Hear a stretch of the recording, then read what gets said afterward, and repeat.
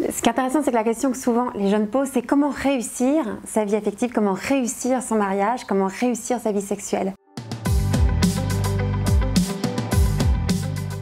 Et je voudrais vous dire une chose aujourd'hui avec conviction, c'est que le but de la vie, c'est pas de réussir sa vie affective, relationnelle, sexuelle.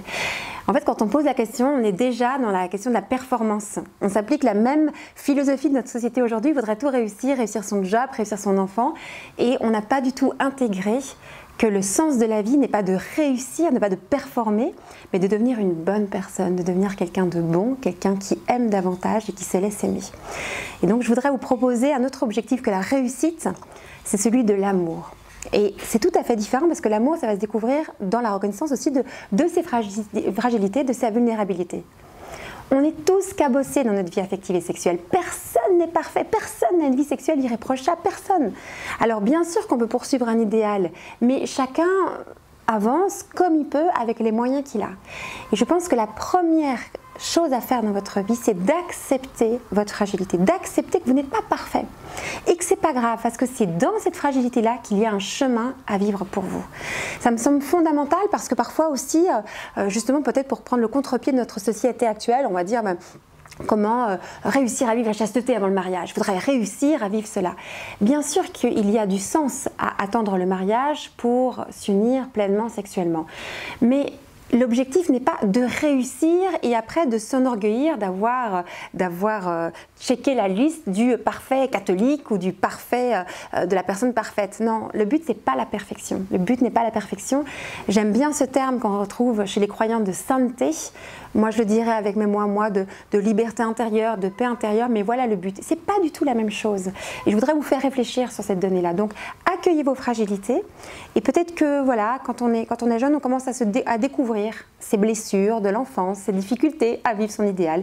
Et la première étape, c'est de l'accepter, de se reconnaître aussi en chemin.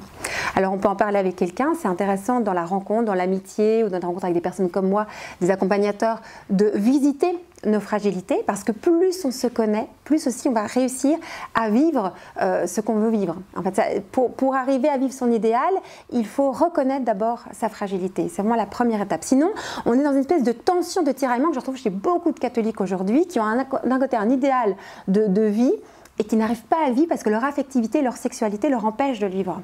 Donc, vous voyez, il y a vraiment, au lieu d'être dans ce tiraillement, dans cette double vie, d'accueillir notre fragilité, d'accueillir notre humanité, de la reconnaître, de se reconnaître juste que les chrétiens disent pécheur, mais c'est intéressant comme terme, et puis d'avancer à partir de là, et de se dire que dans nos fragilités, il y a des belles choses qui vont germer.